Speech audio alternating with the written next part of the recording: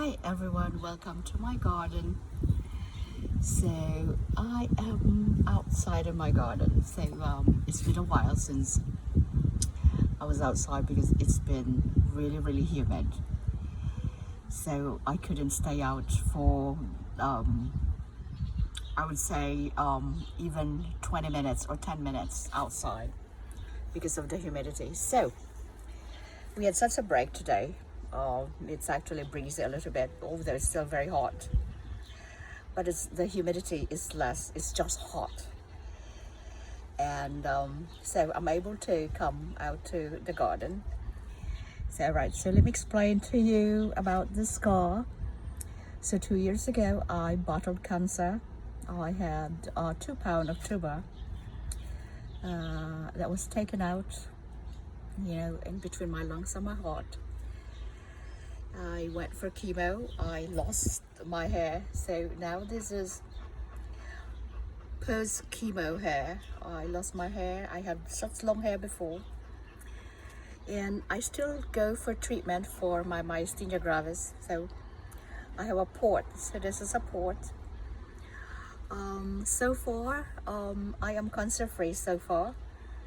I just went for, the PET scan. So to determine that there's nothing lighting up. So thank God I am cancer free. But I have an autoimmune disease that prevent me from working full-time.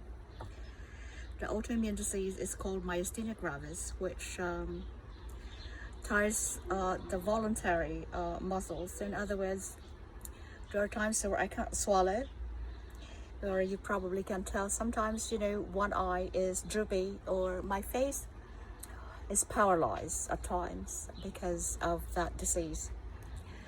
It's called myasthenia gravis and there's no cure for it. So when I was diagnosed, I wasn't really concerned about it because I thought that I was told that after the surgery, after they removed the tumor in my heart, in my lungs, that it would, the myasthenia gravis would also disappear. As a matter of fact, it didn't. It didn't disappear at all. It actually worsened. So since 2018, March of 2018, I had the surgery to remove a 2 pound tumor. And I was actually told that it was a very dangerous procedure because there was a chance that, I could also lose half of my, hold on, I've got a lot of, sorry. This is not edited because I'm recording it from my phone. So anyhow, so there were chances that I could lose part of my lungs, that I could need also lung transplant, and it was very serious. And after they remove those tumor, of course, I have I had a lot of complications. So I've been in the hospital since then a lot. And they treated me for myasthenia gravis after I had the surgery, after the tumor was removed. And unfortunately, it got worse. My myasthenia gravis, my MG, got worse. And I have been going to hospital. I've been hospitalized every 6 weeks since then because of my inability to breathe, because it affects your breathing muscles. So anyhow, and so it's been a difficult 3 years. It's been a difficult 3 years since then. I haven't been back to work full-time because I can't really do it. So I can't I kept practice public health and going everywhere because of course I suffer from these dreadful disease. So anyway, now, okay, in January of 2019, I was diagnosed with Castleman's disease. Well, I wasn't diagnosed yet, but after the PET scan in December of 2018, it showed that I had another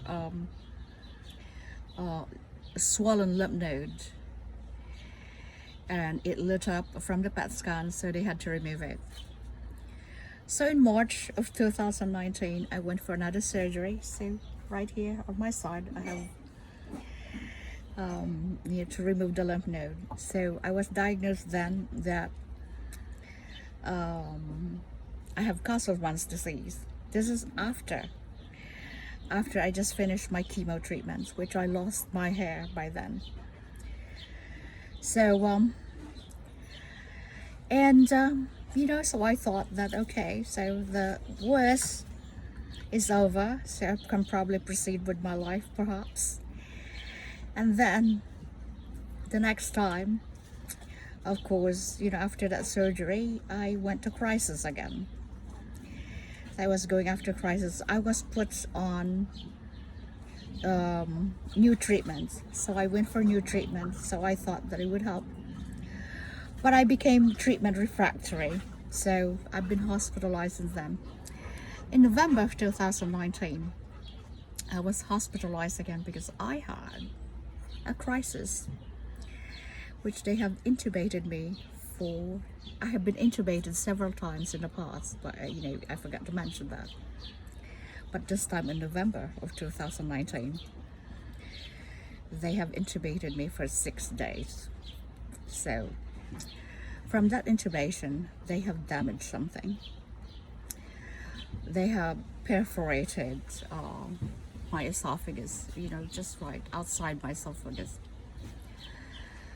So since November of 2019 up to February of 2020, I was in hospital. And so in January, you see, there's a surgery again on my neck. I was also trach when they did that surgery because my throat, narrowed. I couldn't breathe. So they had to put a trach.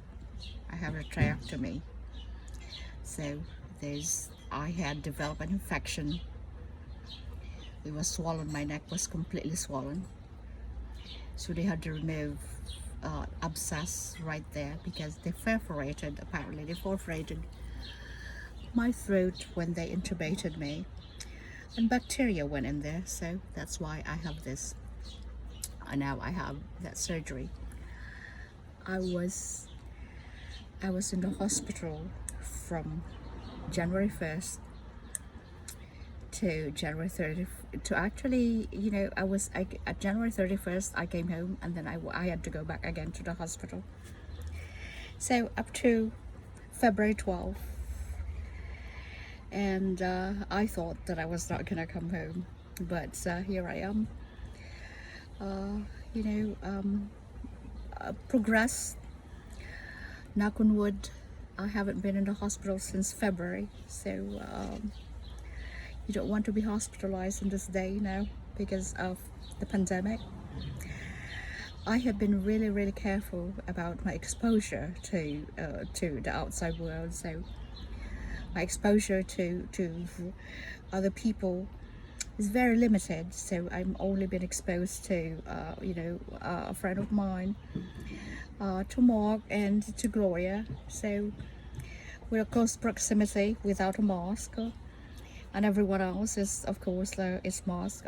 Been invited several times to attend some gatherings, but I refuse to go because with my luck, I am going to get sick. So that's a little bit about. That's why in my previous videos I was talking about my voice, how my voice has been better because my tongue in the past few, I would say like last 3 weeks, 4 weeks. It's been 4 weeks actually since I stopped my my podcast because I could not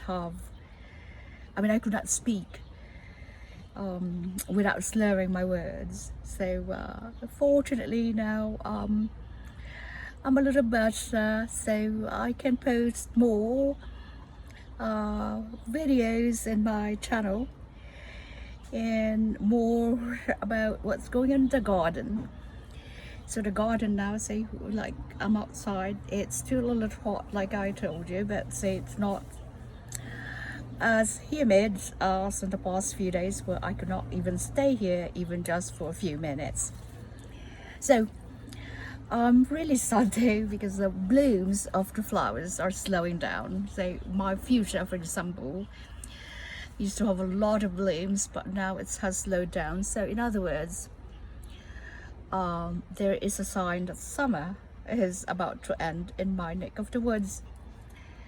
So it's I'm a little sad about it. So I've been taking a lot of photos of the garden, like taking photos of it every day, you know, sort of like mental memory, so that when it gets cold here, when winter comes, I'm able to just reminisce of the fact that I had such an oasis here. I had such a beautiful garden. So you know, so anyway, so that's just a little bit of the background. That's why, you know, like seeing my my scars. So that's my doggy Denver Jack, the talker. He's a talker. And so, you know, that's basically just a little bit of background. Again, thank you so much for watching and subscribing to my channel. Please don't forget, subscribe and share. And okay, I will post more vlogs about what's going on garden wise, orchids, and of course, you know, the day-to-day existence in the jungles of the city, in the city jungle. So thank you again, everyone. And yes, so let's see. Yeah, so I am in the garden, city garden. So there you go. All right. Until next time.